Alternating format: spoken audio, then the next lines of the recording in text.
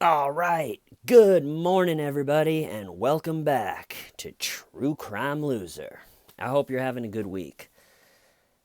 Quick update, my mom is doing well. She's home from the hospital, hanging out with her wiener dog Jackson, resting the way it should be. So thank you for everybody's concern.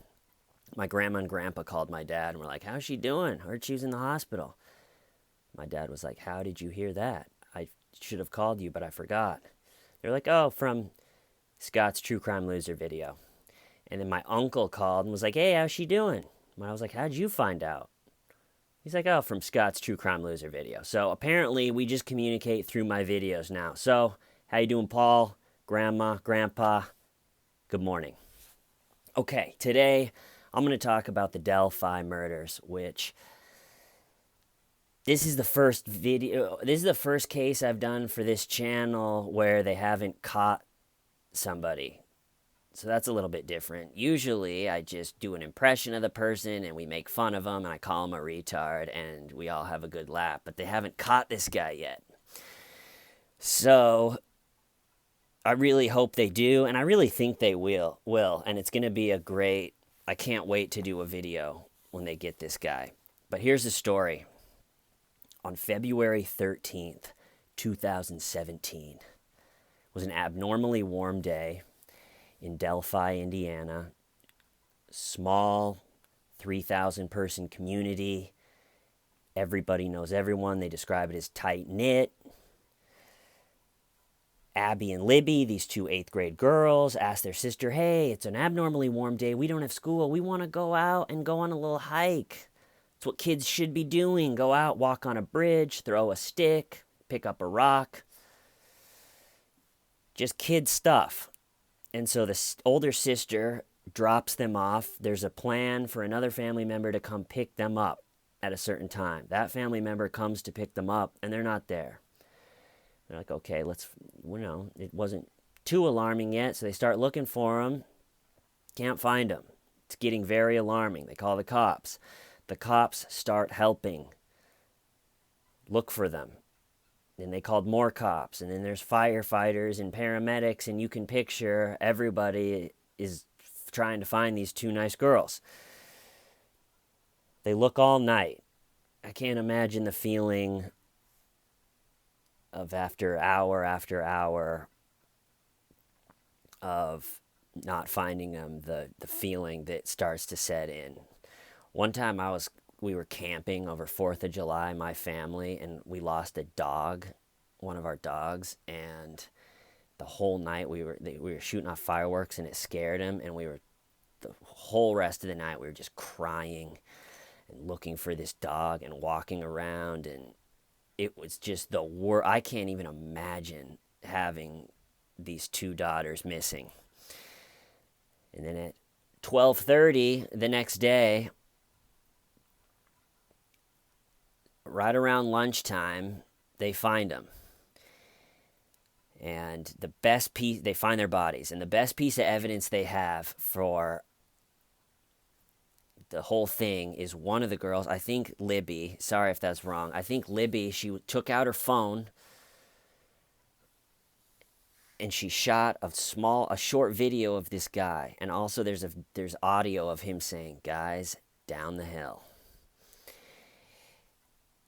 And so the feeling is, okay, these poor girls were murdered, but they were brave enough to take out their phone, get a small video of this guy, get some audio. It's a small community. There's only 3,000 people. Surely someone knows this guy. Surely someone can look at his little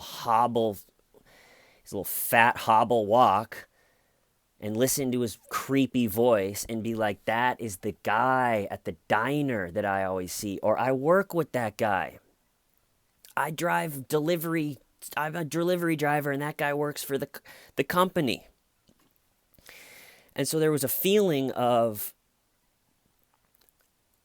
this is the saddest story ever, but at least we have this full body shot of him walking. We got audio. We're going to get this guy. That was the feeling.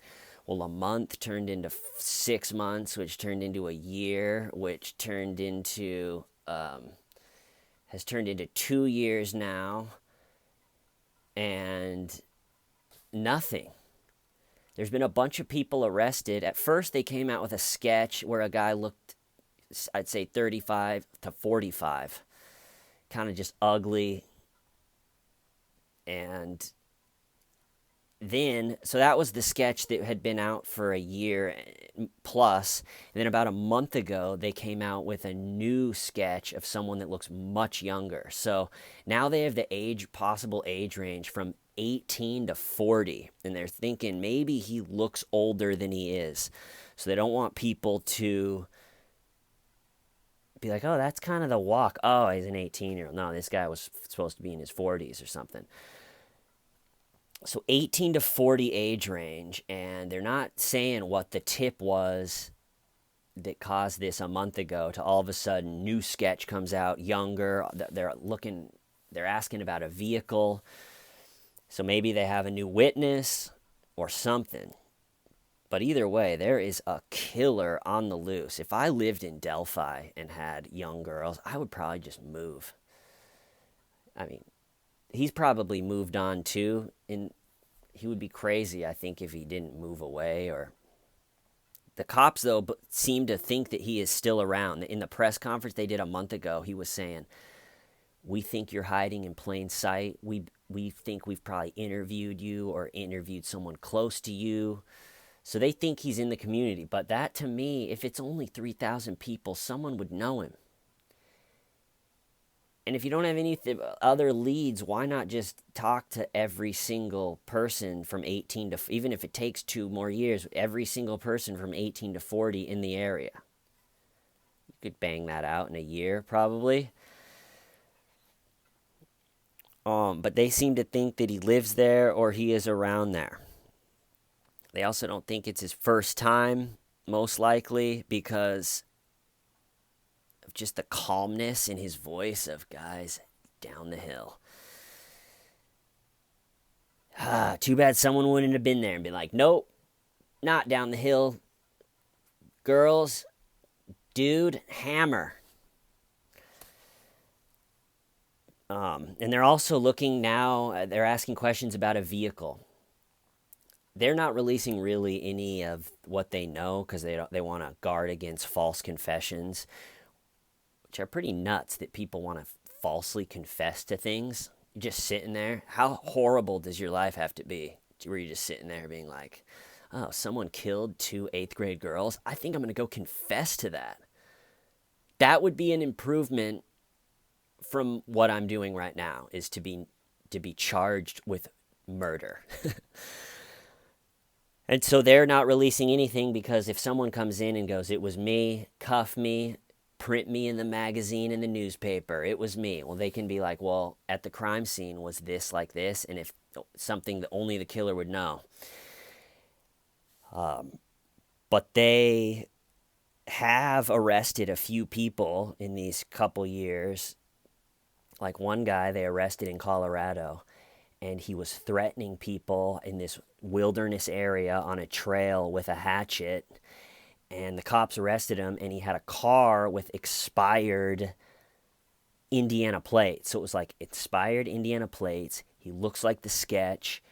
It was a wooded area, just like this one. I think we got him. And there's been these like, they got him, baby. And then I couldn't figure out what exonerated that guy. But if someone has followed this case closely, I would love to know.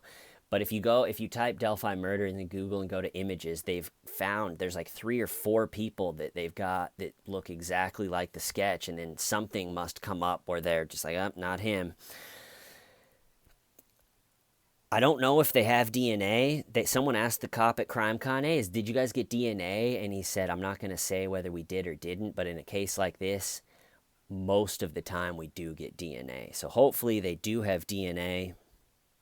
They got a picture of his little hobble walk that he does. They got his voice. It's just really going to come down to, I really think as more people hear about the case and more people think, wait a second, that guy works with me. Or it's just going to take one person to be like, I know that dude. Give me the phone. This is over right now. I know where That's Creepy Larry from The Thing. And then it's going to be over real quick. So, like I said, if you live in and around Indiana, in that area, or you work for a company that rolls through there, take a long, hard look at the video and a long listen to the audio. And hopefully this guy goes down and we are roasting him and watching his interrogation soon. That would be awesome. All right, everybody, I'm going to cut it off there. I hope you're having a good week. Why? Starving why? Shum.